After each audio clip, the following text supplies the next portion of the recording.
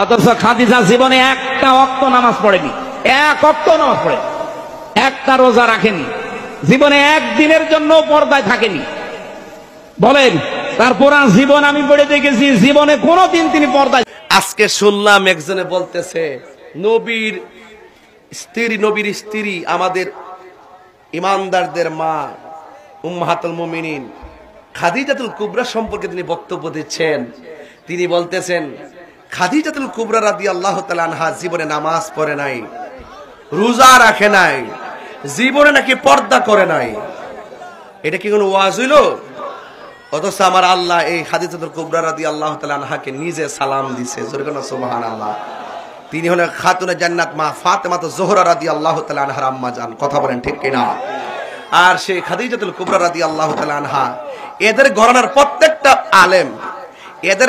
প্রত্যেকটা আলেম ওই মা খাদিজার বিরুদ্ধে, আয়েশা সিদ্দিকের বিরুদ্ধে, পাকবান্নাদের বিরুদ্ধে, নবীর বিরুদ্ধে কথা বলতে পারলে মনে হয় বাঁচে।